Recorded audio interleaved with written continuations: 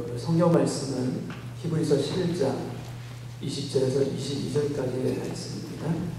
우리가 한 목소리로 한번 같이 한번 성경을 읽도록 하겠습니다. 시작. 믿음으로 이삭은 장차 있을 일에 대하여 야곱과 에서에게 축복하였으며, 믿음으로 야곱은 죽을 때 요셉의 각 아들에게 축복하고 그 지팡이 머리에 의지하여 경배하였으며, 믿음으로 요셉은 인종수의 이스라엘 자손들이 떠날 것을 말하고 또 자기 뼈를 위하여 명하였으며. 아멘.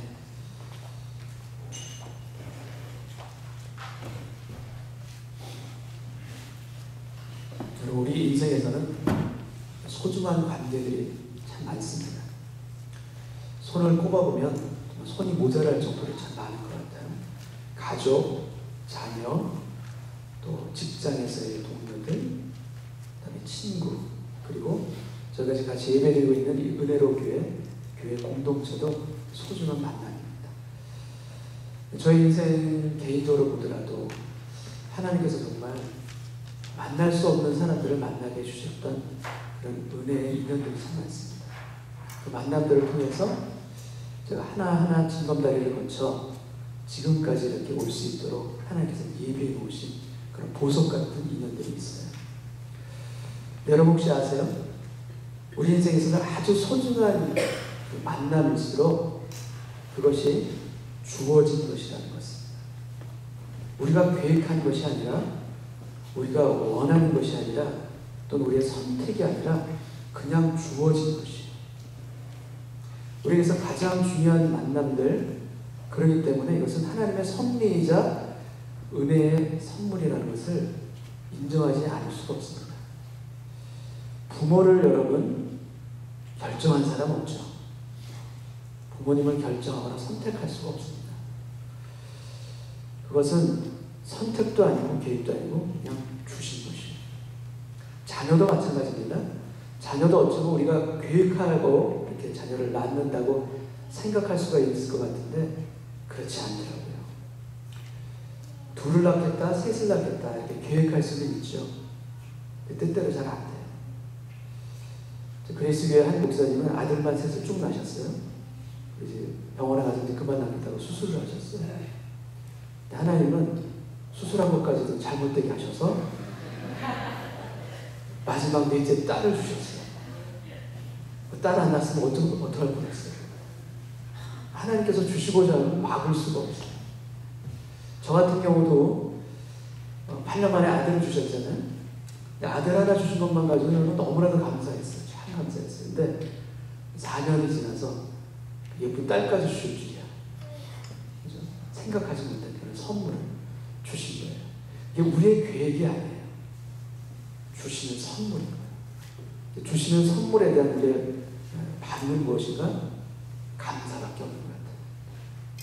주신 만남에 대해서 우리가 취해야 될 태도는 그래서 감사밖에 없다라는 마음이 듭니다.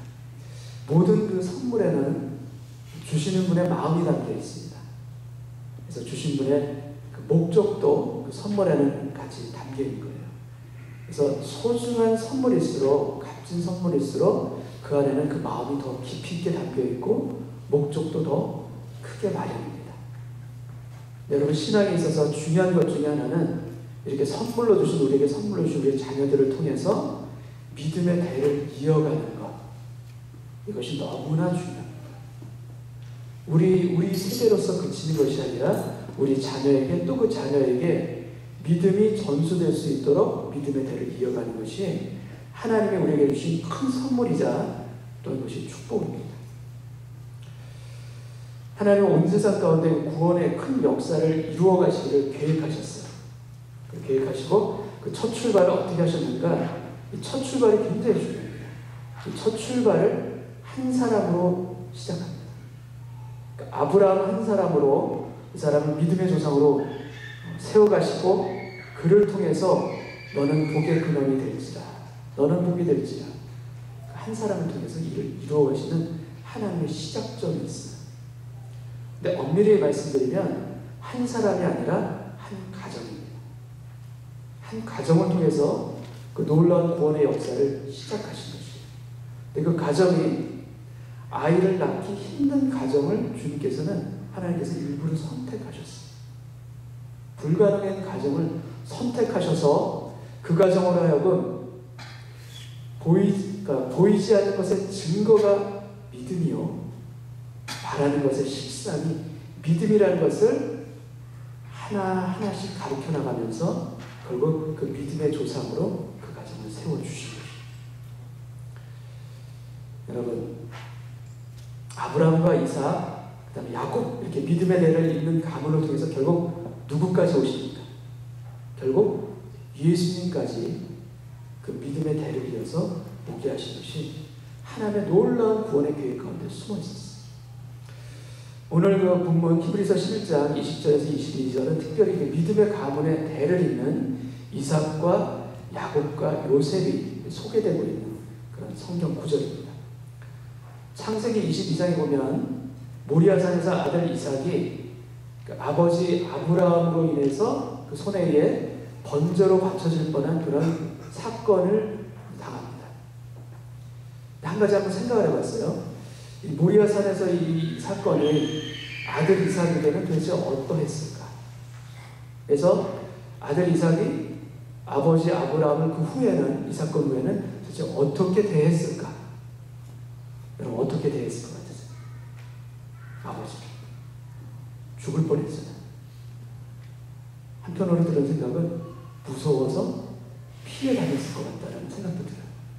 보기가 겁나죠. 그래서 여러분, 제가 확신하는 걸 기억하는 뭐냐면, 아들 이삭은 아버지 아브라함과 함께 믿음의 동역자가 되었다. 이 사건을 통해서 오히려 저는 그렇게 믿습니다. 창세기 12장에서 아브라함에게 하나님께서 나타나셔서 처음 약속을 주십니다. 그리고 22장, 그래서 약속을 다시 한번 컨펌해주는, 모리아산에서 컨펌해주는 그런 성경 구절입니다. 12장을 한번 제가 보겠습니다. 하나님 땅에서 주신 약속이에요. 내가 너로 큰 민족을 이루고 내게 복을 주어 네 이름을 창대케 하리니 너는 복이 될지라.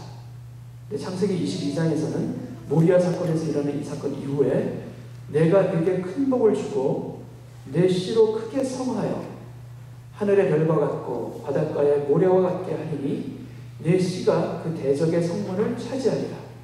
또 내 씨로 말미암아 천하 만민이 복을 얻으리니. 12장과 22장의 차이점이 무엇입니까? 12장에서는요, 아브라함만 거론하셨어요. 근데 22장에서는 뭐를 또 말씀하십니까? 아브라함으로 들어서 내 씨, 아들 이삭까지도 하나님께서 말씀하세요. 그럼 이 말씀을 하나님께서 아브라함에게 이제 말씀해 주실 때 아들 이삭은 지금 어디에 있을까요? 아들 이삭은 아버지 아브라함과 함께 옆에 같이 있는 거예요. 이 약속의 말씀이 누구한테 주신 말씀이겠어요? 아브라함과 더불어 아들 이삭에게 동일하게 주신 약속의 말씀이 바로 이 말씀이에요. 내 씨로 말미암아 천하 만민이 복을 얻으리라. 여러분, 이 말씀의 사건은 아버지와 아들이 함께 약속을 받는 사건입니다. 이 사건에는 두 가지의 순종이 있습니다. 하나의 순종은 아버지의 순종이에요. 아버지의 순종은 아들을 하나님께 바치는 순종입니다. 또 하나의 순종은 아들의 순종이에요. 아들 이삭이 제단 위에 올라가서 죽는 순종까지 한 거예요. 아버지는 부활의 믿음을 가지고 순종한 겁니다. 하나님께서 다시 부활시켜 주시리라. 아들 이삭은 죽기까지 순종한 겁니다. 여러분, 이 아버지의 믿음과 아들의 믿음이 하나님을 감동시킨 사건이 바로 모리아산에서의 그 일입니다. 여러분, 부모와 자녀가 함께 하나님을 감동케 하는 그런 인생의 스토리와 간증들이 저와 여러분의 가정 가운데 있기를 소원합니다. 그 가정 안에서 부모뿐만 아니라 자녀도 함께 약속의 증인으로 서는 것, 그래서 너무나도 축복된 그런 일들인 줄로 믿습니다. 은혜로 교회는 그레이스 교회에서 분립한 지 지금 이제 한 달이 이제 됩니다. 개척교회죠, 아직. 근데 그레이스 교회처럼 그렇게 크고 좋은 교회를 저는 본 적이 없어요. 그리스교에서 사역한 데가 오직 그리스교회 하나밖에 없기 때문에 그런지 모르겠지만, 근데 그런 교회를 이렇게 떠나서 이렇게 개척교회를 섬긴다는 것은 결코 쉬운 일이 아닙니다. 참 어려운 결단과 선택이에요. 그러니까 아이들에게도 정들었던 그 친구들과 헤어지는 그런 아픔들이 있습니다. 아이들한테는 이것이 어떤 전부일 수도 있는 굉장히 중요한 그런 문제인데 참 힘든 그런 결단이 필요한 일이에요. 네, 한 부모가 아이에게 조심스럽게 이제 물어봤답니다. 새 교회 가게 되면 친구들이 없을 수도 있어. 너 그래도 갈 수 있니? 물어봤어. 걱정되는 마음이 이제 물어본 거죠. 그 아이가 괜찮아요. 오히려 기대가 돼요. 저 갈게. 얼마나 고마운지요. 그 아이의 믿음, 아이가 그 마음을 푸는 거예요. 아이의 절대로 쉬운 그런 결정이 아님에도 불구하고 그 마음을 품고 와서 믿음이. 저희 아버님은 하나님을 만나서 인생 자체가 완전히 바뀌신 분이에요. 그 폐허처럼 무너졌던 그 인생이 하나님을 만나고 하나님을 다시 한번 만나고 일어나셔서 55세에 신학교를 가셨어요.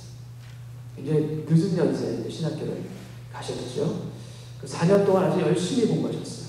4년 동안 공부하시고 졸업도 하셨는데, 제 기억에 저희 아버님이 4년 동안 공부하실 때 제가 학창시절에 공부하는 건 비교도 안 될 정도로 이렇게 열심히 공부하셨어요. 정말 저렇게 열심히 공부하실 수가 있을까 싶을 정도로 그 연세에 공부를 하셨어요. 근데 졸업한 이후에 고민이 생기셨어요. 졸업하고 나서. 어떤 고민이 생기셨냐면 진로에 대한 고민. 이해가 되세요? 진로에 대해서. 저희들도 그렇잖아요. 네, 학교를 졸업하면, 대학교를 졸업하면 진로에 대해서 고민하잖아요. 근데 저희 아버님도 동일하게 진로에 대해서 아주 심각하게 고민을 하기 시작했어요. 기도를 쭉 하셨습니다. 기도하시다가 하나님께서 주신 마음이 이거 정말로 너무나도 실현 가능성이 없고 너무나도 엉뚱한 것 같은데 그 마음을 주셨어요. 그게 뭐냐면요, 바로 미국으로 유학 가는 거였어요. 제가 그때 환갑이셨거든요. 근데 그 마음을 주셨는데 이게 실현 가능성이 없잖아요. 워낙 경제적으로 저희가 어떤 그런 형편도 되지 않는 그런 상황이었는데 그 마음을 품게 되셨어요. 근데 시간이 지날수록 이게 식어져야 되는데 식지를 않고 되게 불타오르신 거예요. 몇 개월 동안 저희들에게 얘기도 못하고 끙끙 앓으셨어요. 그 문제 때문에. 그러다가 저희가 나중에 그걸 알게 됐죠. 그 얘기를 이제 알게 되는 순간 저와 어머니는, 이제 여동생들 그때 어렸으니까, 저 어머니는 굳게 결심했어요. 제 아버님을 무조건 보내드리기로. 형편이 돼서 그 결심을 한 게 아니에요. 형편은 전혀 아니에요. 그럼에도 불구하고 그 마음이 하나님께서 주셨다고 믿어졌고요. 실제로 그 마음까지 품게 됐어요. 그래서 저희가 아버님을 이제 가시라고 말씀드렸더니 오히려 저희 아버님은 그때부터 빼기 시작하셨어요. 어떻게 가냐고. 못 가신다고. 저희가 어떻게 보면 강권하다시피 설득하다시피 해서 결국 미국 필라델피아로 유학을 가셨어요. 근데 가시기 전에 친척들도 다 반대했어요. 아니 그 연세에 어떻게 유학을 가시냐고. 가려면 경운이 제가 가야지 어떻게 당신이 가시냐고. 제가 또 유학 갈 나이였거든요. 결국 그렇게 보내드렸어요. 보내드렸는데 그곳에서 그 신학교에서 파키스탄 출신의 교수님을 만나게 됐고, 또 방학 기간 동안에 또 교수님과 함께 그 파키스탄을 방문할 수 있는 기회가 생기셔서 그곳에 가셨다가 거기서 하나님의 소명을 발견하신 거예요. 그래서 학원 공부 그만두시고 그때부터 혼자 파키스탄으로 혼자 선교사로 가셨어요. 그래서 7년이 넘는 시간 동안 어머니 그때가 안 가셨기 때문에 혼자 방 한 칸 얻어서 선교를 하신 거예요. 그때 학교를 세우셨어요. 미션 스쿨. 초등학교를 세우셨어요. 빈민가 겁니다. 아무것도 없는데 그 꿈을 품고 가서 하나님께서 이루게 하신 거예요. 여러분, 저는 부모와 자녀가 믿음으로 하나 될 때 하나님께서 어떤 일이든지 보여주신다는 걸 믿습니다. 그 증거를 저희 가정을 통해서 저는 경험하는 거예요. 전혀 불가능할 것 같은 그 상황에서, 전혀 실현 가능성이 없는 그 상황 가운데서 부모와 자녀가 한 마음을 품을 수 있도록 믿음 안에서 하나 되게 하는 것, 이것이 그 가정을 바꿔나가는 거예요. 이것이 하나님의 일들을 일으켜 세우신 거예요. 여러분, 한 가족이 믿음의 동역자로 하나님 앞에 서는 것, 너무나 큰 축복입니다. 부모뿐만 아니라 자녀들까지 함께 하나님 앞에 약속의 자녀를 함께 선다면 아브라함과 이삭처럼 우리들의 가정 내에서도 하나님의 놀라운 기적들이 반드시 나타나게 될 줄 믿습니다. 그것만큼 축복된 유산이 없으리라고 저는 믿습니다. 어떤 것을 물려줄 것보다도 같이 믿음의 증거자로 아이들과 함께 설 수 있는 저와 여러분의 가정 되시기를 소원합니다.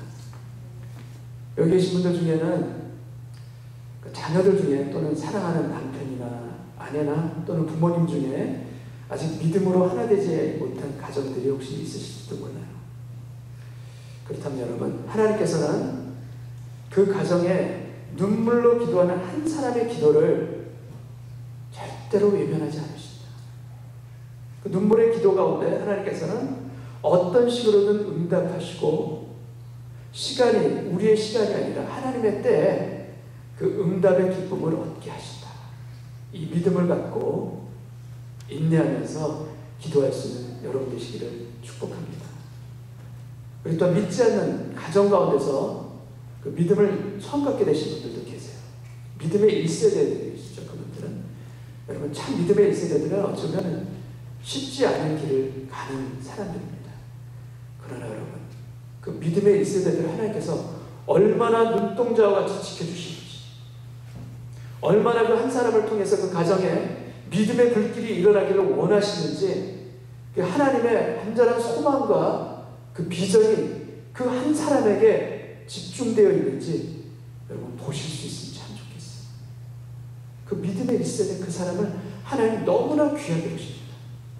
그 사람을 통해서 구원 얻는 생명의 역사들을 하나님께서 계획하시고 예비하고 계세요. 우리의 때, 우리의 눈으로는 아직 보이지 않을지라도 하나님께서는 역사하십니다. 그리고 증거의 한 사람이 바로 저 자신입니다. 하나님 멀리 떠나서 방황했던 10년 가까이 방황했던 저를, 또 20년 가까이 방황했던 저희 아버님을, 저희 어머님은 눈물의 기도를 통해서 결국 다 돌아오게 했어요. 여러분, 눈물 흘려가며 기도하는 그 한 사람을 이길 사람은 없습니다. 반드시 믿음의 승리를 보게 하실 줄 믿습니다. 또한 저희 교회, 은혜로 교회도 마찬가지로 믿음의 1세대들이 불길처럼 일어나서 우리의 다음 세대들이 더 큰 영적인 은혜를 누릴 수 있는 그런 가정들과 그런 한 사람 한 사람이 되시기를 꿈꿀 수 있는 그런 교회 되기를 소원합니다. 소원하고 품을 때 주께서 부어주시고 이 은혜와 축복이 있는 저희 교회 되기를 또한 소원합니다. 히브리서 11장 20절과 21절을 비교해서 보면 20절에는 믿음으로 이삭은 장차 있을 일에 대하여 야곱과 에서에게 축복하였으며 기록되어 있습니다. 21절에도 비슷하게 되어 있습니다. 믿음으로 야곱은 죽을 때 요셉의 각 아들에게 축복하고 그 지팡이 머리에 의지하여 경배하였으며. 여러분, 이삭과 야곱의 인생을 성경에서 보면은 참 믿음의 그런 스토리들이 참 많습니다. 특별히 야곱은 아주 파란만장한 그런 삶을 살았기에 더욱 그렇죠. 근데 성경 히브리서 기자는 야곱의 인생 가운데서 믿음을 고백하고 믿음이 간증되어지는 그 수많은 이야기들을 다 소개하지 아니하고요, 오직 한 가지만 소개합니다. 한 가지 소개하는 것이 무엇일까? 바로 요셉의 각 아들에게 축복한 것. 아들에게 축복한 것을 성경은 기록하고 있습니다. 어떻게 축복하였는가? 믿음으로 축복하였다라고 기록되어 있습니다. 창세기 27장 야곱과 에서의 이야기가 나옵니다. 내 아버지 이삭이 인생의 노년에 큰아들 에서를 축복하기 위해서 이제 별미를 만들어 오라라고 얘기합니다. 그때 동생 야곱이 형 에서처럼 분장해서 아버지한테 가서 속여서 그 축복을 가로채는 장면이 이제 나옵니다. 그럴 때 뒤늦게 돌아온 에서가 아버지에게 이 사실을 알고서 소리 높이 우는 장면이 창세기 27장 38절입니다. 제가 읽도록 하겠습니다. 에서가 아버지에게 이르되 내 아버지여, 아버지가 빌 복이 이 하나뿐이니까 내 아버지여 내게 축복하소서, 내게도 그리하소서 하고 소리를 높여 우니. 여러분, 아들 에서는 축복을 위해서 아버지에게 소리 높여 웁니다. 이것이 그냥 우리가 보는 단순한 블레싱이 아니라는 것을 성경은 이야기해주고 있는 것이에요. 여러분, 블레싱은 세상적인 원리처럼 들립니다. 어찌 보면. 그러나 축복은요, 하나님이 주신 원리입니다. 하나님께서 만드신 모든 만물 가운데 이 블레싱의 원리가 다 깃들여 있어요. 생육하고 번성하여 충만하라. 창세기 1장에 나오는 이 말씀을 하나님께서 누구에게 주신 것 같습니까? 이 말씀. 생육하고 번성하여 충만하라. 이 말씀을 주신 것은요, 6째 날 사람을 창조하기 이전에 5째 날 창조한 생물들에게 주신 말씀이에요. 모든 생물에게 생육하고 번성하고 충만하라고 축복을 해주신 거예요. 그리고 6째 날 사람을 창조하셨을 때도 동일하게 이 말씀을 주시고 두 가지를 덧붙이시죠. 그 덧붙인 것이 뭡니까? 땅을 정복하고 다스리라. 이것까지 덧붙여서 주셨어요. 하나님의 창조 질서 안에는요, 이 블레싱이 다 깃들어 있습니다. 그래서 하나님의 질서가 세워진 것 이퀄 하나님의 축복입니다. 씨가 싹을 틔웁니다. 그리고 자라납니다. 꽃을 피우고 열매를 맺습니다. 그리고 수확을 합니다. 낮과 바뀌고요, 계절이 바뀝니다. 이 모든 것들이 다 하나님께서 정교하게 디자인해 놓으신, 세우신 하나님의 질서예요. 여러분, 우리 몸도 태어나는 날부터 심장이 뜁니다. 한순간도 멈추지 아니하고 이 심장이 뛰어요. 언제까지 됩니까? 죽는 날까지 심장이 뛰는 겁니다. 여러분, 우리 안에 있는 우리의 의지로 멈출 수 없는 이 주신 축복, 이 모든 것들이 다 하나님께서 주신 블레싱을 여러분 믿으십니까? 온 세상 안에, 아니 내 안에 하나님의 질서가 있어요. 이 질서 가운데 있는 것이 축복입니다. 시편 기자는 시편 1절에 1편에 복 있는 사람은 이라고 시작합니다. 복 있는 사람은 어떤 사람인가? 상징적으로 표현하는 한 가지가 나오는데 그것이 바로 물가에 심기운 나무입니다. 물가에 심기운 나무는 철을 따라 열매를 맺으며 그 잎사귀가 마르지 아니하고 같으니 그가 하는 모든 것이 형통하리로다. 물가에 심은 나무는요, 자기가 심은 것이 아닙니다. 심기워진 것입니다. planted 된 겁니다. 하나님께서 복음의 물가에, 말씀의 시냇가에 우리를 새롭게 심어서 놓아주신 것입니다. 그러할 때 우리가 물가에 심기운 나무의 축복과 열매를 우리가 누리게 된 줄로 믿습니다. 전혀 그렇지 않은 삶을 살았던 우리를 바꿔주신 거예요. 물가에 심어진 나무처럼. 우리는 우리가 선택한 것처럼 느낄지가 많지만 주님이 주신 겁니다. 주님이 허락하신 겁니다. 성경을 보면 현대사회를 살고 있는 저희가 잊고 있는 중요한 그런 특권이 하나 있음을 성경은 소개해주고 있습니다. 그것이 무엇인가 하면 아브라함과 이삭과 야곱, 이 믿음의 조상들이 했던 것들이에요.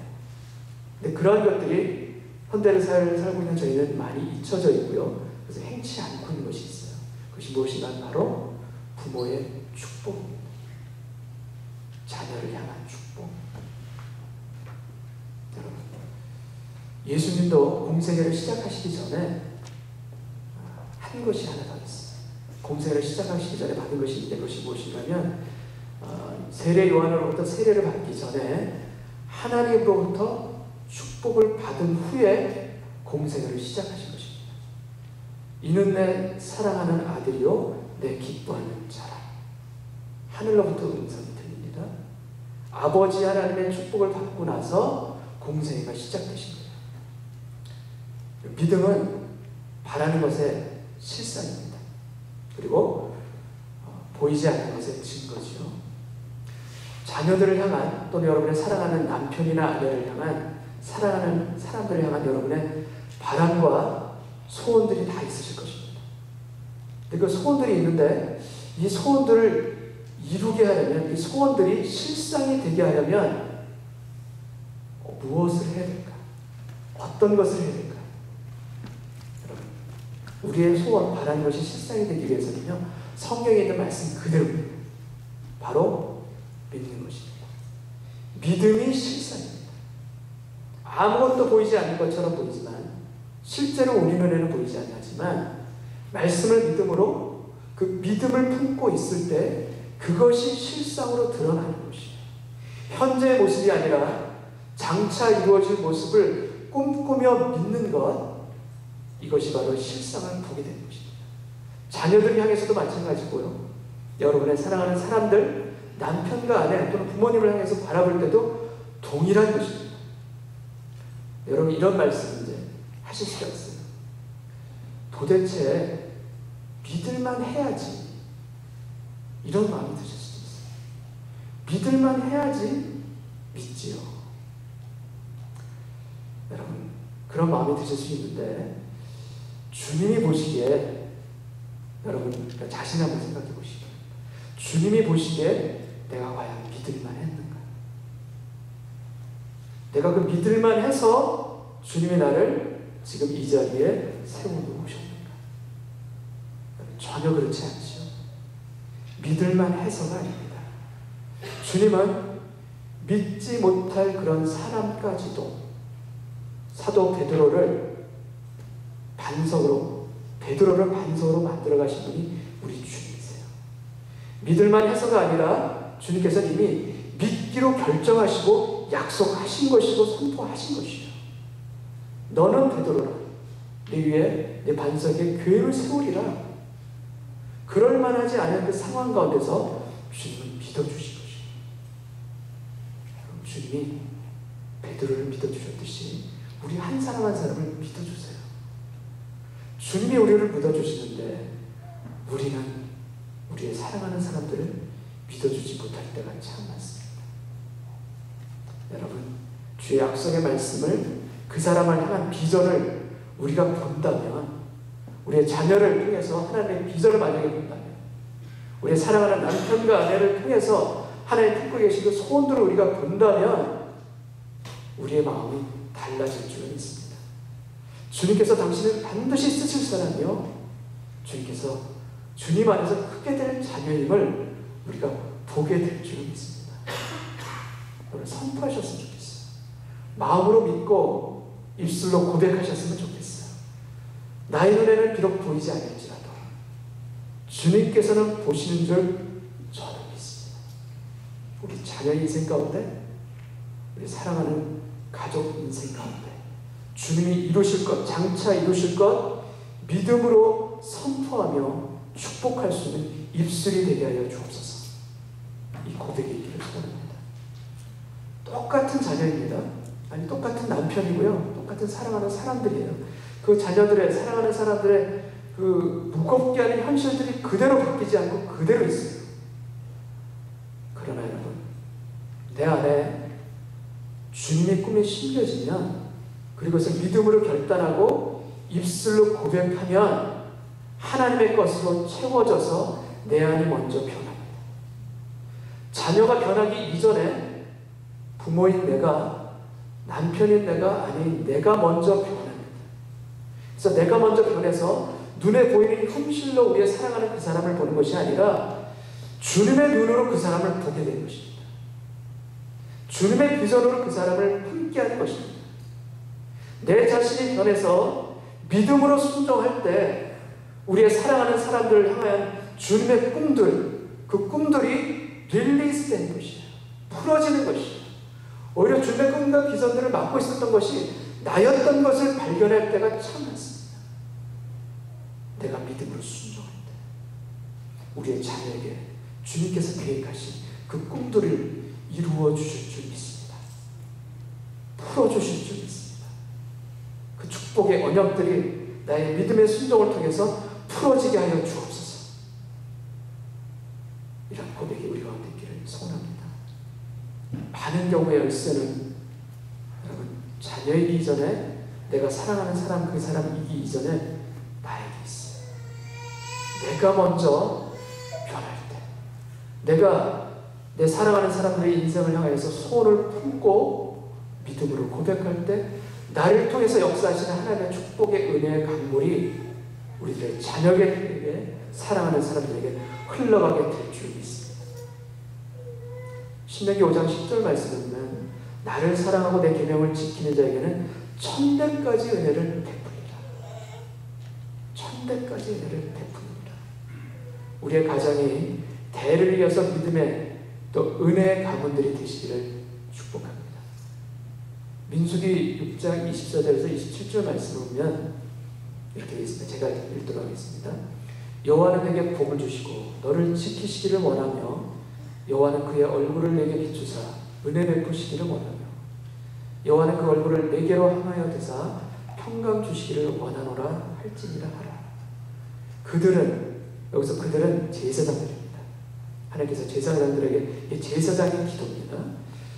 제사장들은 이같이 내 이름으로 이스라엘 자손에게 축복할지니 내가 그들에게 복을 주리라.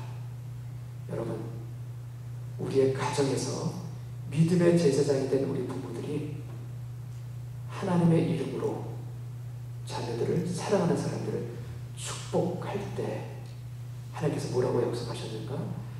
내 이름으로 이스라엘 자손에게 축복하라. 그리하면 내가 복을 주리라. 축복은 누가 합니까? 우리가 하는 겁니다. 부모가 하는 거고요. 사랑하는 사람들 향해서 제사장들이 하는 겁니다. 복을 주는 것은 누굽니까? 하나님이 약속하십니다. 내가 그들에게 복을 주리라. 우리의 부족한 입술이지만, 여전히 죄인이지만 우리의 입술의 축복을 하나님께서는 역사하시리라 약속해 주신 것입니다. 우리의 입술을 열어서 믿음을 선포하고 우리 사랑하는 사람들을 축복할 때 하나님께서 약속하셨습니다. 내가 친히 그들에게 복을 주리라. 여러분, 복 중의 복은 예수님이 믿어진 겁니다. 예수의 은혜가 깨달아진 겁니다. 내가 죄인인 것이 믿어지는 것이죠. 이것은 천지가 개벽하는 것보다 더 큰 기적입니다. 어떻게 내가 죄인인 것이 믿어지겠습니까? 어떻게 예수님이 나를 구원하셨다는 것이 어떻게 내 마음에서 믿어지겠습니까? 여러분, 그러나 이 믿어지는 것이 복 중의 복입니다.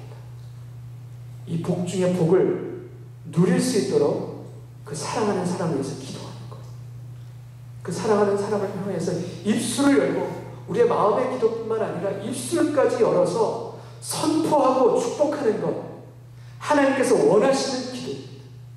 하나님께서 우리 한 사람을 한 사람을 통해서 이루기를 원하시는 축복의 기적들이 하나님께서 이미 약속해 주신 것입니다. 이 약속의 말씀을 믿음으로 붙들고 기도하는 자리에 엎드릴 수 있는 저희 모두 되기를 소원합니다. 축복의 언어에 인색하지 않는 저희가 되기를 원합니다. 선포하기를 원합니다. 고백하기를 원합니다. 자녀에게, 사랑하는 사람들에게 날마다 부어주기를 원합니다. 그 안에 하나님의 섭리와 축복이 담겨있음을 믿고 우리가 선포하는 그런 믿음의 아들과 딸들이 되기를 소원합니다. 여러분, 아버지의 축복은 자녀의 가정을 안정되게 세웁니다. 어머니의 축복은 자녀의 가정 가운데 좋은 것으로 채우게 합니다. 우리 입술을 하나님의 언약을 담고 믿음으로 축복하는 블레싱의 입술이 되게 하여 주옵소서. 그래서 믿음으로 행하는 축복을 통하여서 장차 있을 일에 대하여 우리의 자녀들에게, 우리의 사랑하는 사람들에게 하늘 문을 여는 능력의 언어를 갖는 주님의 백성 되게 하여 주옵소서.